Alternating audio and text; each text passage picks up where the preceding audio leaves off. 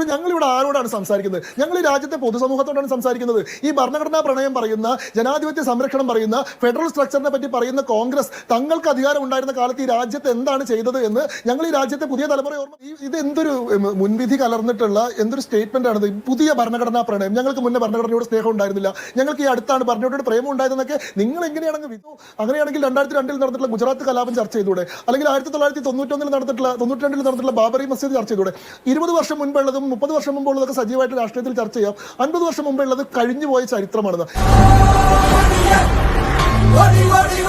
ശ്രീ ശങ്കുട്ടിദാസ്, നിങ്ങൾ രാജ്യവ്യാപകമായി പലയിടങ്ങളിൽ അടിയന്തരാവസ്ഥയെ ഓർമ്മപ്പെടുത്തി അതിനെതിരായ രാഷ്ട്രീയ പ്രതിരോധം സൃഷ്ടിക്കുന്ന പരിപാടികൾ സംഘടിപ്പിച്ചിരുന്നു. എന്നിട്ട് ജനാധിപത്യത്തിന്റെ ശ്രീകോവിലിൽ ജനാധിപത്യം ഇരുട്ടിൽ നിർത്തപ്പെട്ട കാലഘട്ടത്തെ സ്വാഭാവികമായി ഓർമ്മിപ്പിച്ചു എന്നേ ഉള്ളൂ. അങ്ങേക്ക് അറിയുന്നത് പോലെ 1975 ജൂൺ 25-ാം തീയതിയാണ് ഇന്ദിരാഗാന്ധി രാജ്യത്തിന് മേലെ 21 മാസം നീണ്ടുനിന്ന കിരാത വാഴ്ചയുടെ അടിയന്തരാവസ്ഥ അടിച്ചേൽപ്പിക്കുന്നത്. പറഞ്ഞു വരുന്നത് എന്താന്ന് വെച്ചാ നമുക്ക് മനസ്സിലായി. അതേ കോൺഗ്രസ് പാർട്ടിയിലെ അംഗങ്ങൾ ഭരണഘടനയുടെ സംരക്ഷകർ ഞങ്ങളാണെന്ന് പറഞ്ഞ് ഭരണഘടനയുടെ പ്രതികളുമായി സഭയിലേക്ക് വരികയും ജയ് സംവിധാൻ എന്ന് പറഞ്ഞ് അവർ സത്യപ്രതിജ്ഞ ചെയ്യുകയും ഭരണഘടനയെ തകർക്കാൻ ഞങ്ങൾ ആരെയും അനുവദിക്കില്ല എന്നൊക്കെ പറയുമ്പോൾ മനസ്സിലായി. എടാ നാറി, നിനക്ക് നാണമുണ്ടോ? ആ ഘട്ടത്തിൽ ഈ കോൺഗ്രസ് പാർട്ടി ഇപ്പോൾ ഭരണഘടനയുടെ സംരക്ഷകർ ഞങ്ങളാണെന്നൊക്കെ പറഞ്ഞ് ജനങ്ങളെ കബളിപ്പിക്കുന്ന ഘട്ടത്തിൽ യഥാർത്ഥത്തിൽ ഇവർ ഈ ഭരണഘടനയോട് ചെയ്തത് എന്താണെന്ന് ഓർമ്മിപ്പിക്കാനുള്ള നല്ലൊരു അവസരമായി കൂടി BJP അതിനെ കാണുന്നുണ്ട് എന്നുള്ളത് ശരിയാണ്. മുതലെടുക്കണേണ സജി. കാരണം ഇവിടെ അപ്രഖ്യാപിത അടിയന്തരാവസ്ഥയെ പറ്റി ഇവർ പറയുന്നു, ഭരണഘടനയെ തകർക്കാൻ ആരൊക്കെയോ ശ്രമിക്കുകയാണെന്ന് പറയുന്നു, ഭരണഘടനയെ സംരക്ഷിക്കാനുള്ള നമ്മുടെ ബാധ്യതയെ പറ്റി പറയുന്നു. പക്ഷെ ഇവിടെ യഥാർത്ഥത്തിൽ ഒരു പ്രഖ്യാപിത അടിയന്തരാവസ്ഥ ഉണ്ടായിട്ടുണ്ട്. ഈ രാജ്യത്തിന്റെ ഭരണഘടന തടവിലിടപ്പെട്ട നാളുകൾ ഉണ്ടായിട്ടുണ്ട്.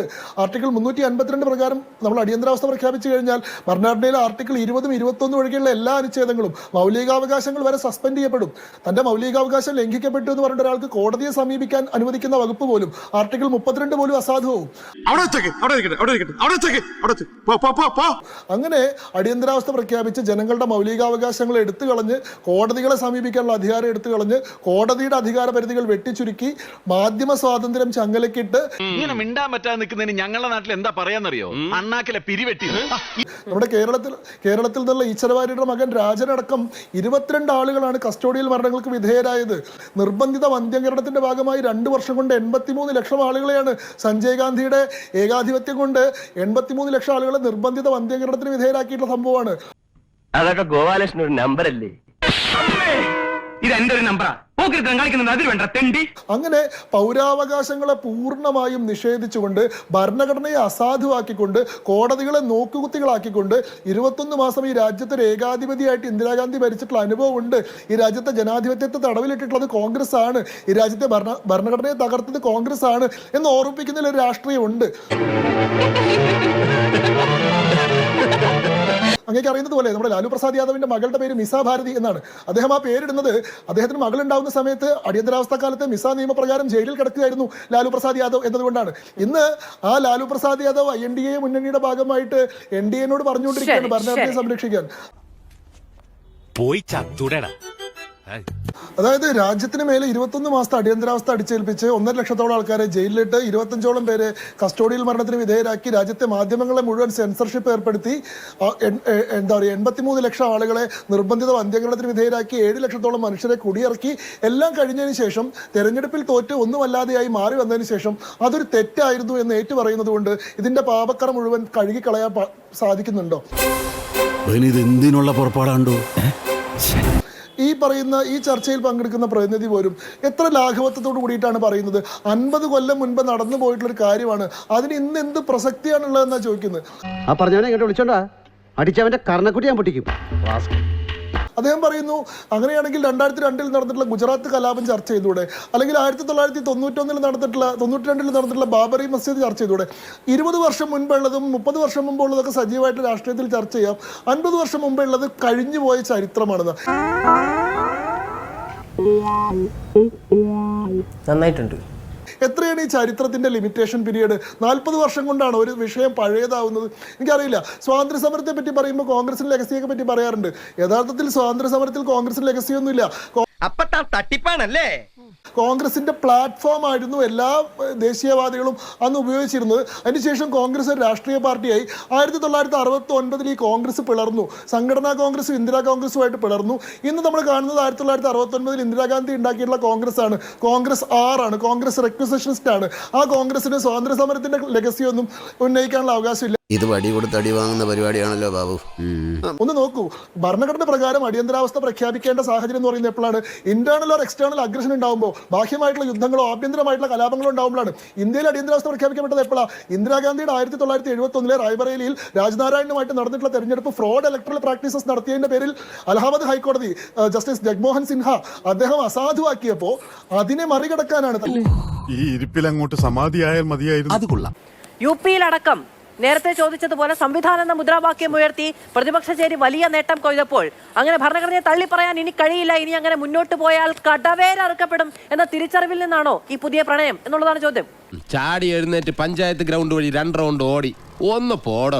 എന്താണ് ഇത്? എന്തൊരു മുൻവിധി കലർന്നിട്ടുള്ള എന്തൊരു സ്റ്റേറ്റ്മെന്റ് ആണിത്? പുതിയ ഭരണഘടനാ പ്രണയം. ഞങ്ങൾക്ക് മുന്നേ ഭരണഘടനയോട് സ്നേഹം ഉണ്ടായിരുന്നില്ല, ഞങ്ങൾക്ക് ഈ അടുത്താണ് ഭരണഘടനയോട് പ്രേമം ഉണ്ടായതെന്നൊക്കെ നിങ്ങൾ എങ്ങനെയാണ് അങ്ങ് വിധിക്കുന്നത്? ഞങ്ങൾക്ക് ഭരണഘടനയോടുള്ള കൂർമ്മയോ പ്രതിബദ്ധതയോ ചോദ്യം ചെയ്യാൻ നിങ്ങൾക്ക് എന്താ അധികാരമാണുള്ളത്? കരണം നോക്കി ഒന്ന് പൊട്ടിക്കണമെന്ന് എപ്പോ വിചാരിച്ചോളൂ. പക്ഷേ ഞങ്ങളിവിടെ ആരോടാണ് സംസാരിക്കുന്നത്? ഞങ്ങൾ ഈ രാജ്യത്തെ പൊതുസമൂഹത്തോടാണ് സംസാരിക്കുന്നത്.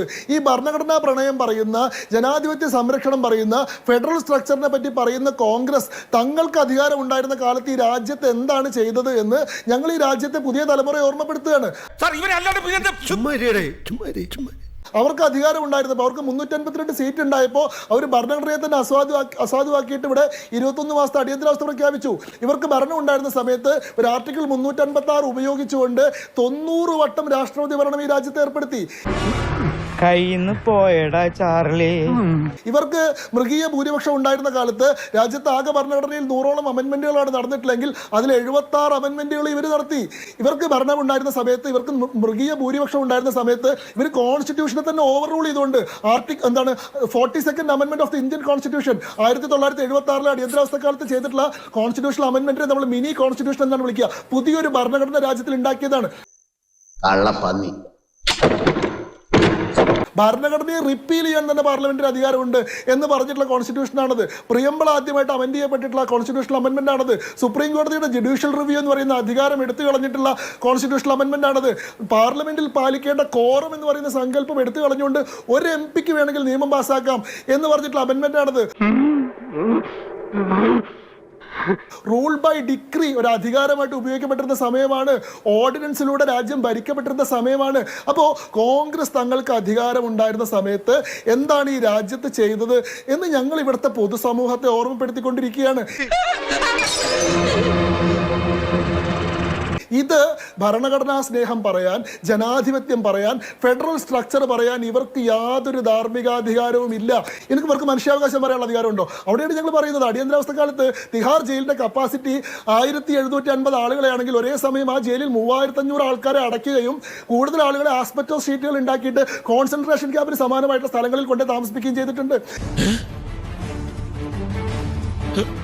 സഞ്ജയ് ഗാന്ധി എന്ന് പറയുന്ന ഭരണഘടനാപരമായിട്ടുള്ള ഒരു അധികാരവും ഇല്ലാത്ത ആള് പ്രധാനമന്ത്രി 20 പ്രോഗ്രാം പ്രഖ്യാപിക്കുമ്പോൾ തൻ്റേതായിട്ട് 5 പ്രോഗ്രാം പ്രഖ്യാപിച്ചുകൊണ്ട് സ്റ്റേറ്റിന്റെ മുഴുവൻ സന്നാഹങ്ങൾ ഉപയോഗിച്ചുകൊണ്ട് 5 പ്രോഗ്രാം നടപ്പാക്കുകയും അതിന്റെ പേരിൽ ലക്ഷക്കണക്കിന് ആൾക്കാർ സഹിക്കുകയും ചെയ്തിട്ടുള്ള അനുഭവമുണ്ട്. അനിയാ പോട്ടെ, അമ്പിമനെ പോട്ടറാ സാറേ, ഒന്നും വിചാരിക്കില്ലേ മക്കളെ, മാമനോടൊന്നും തോന്നല്ലേ.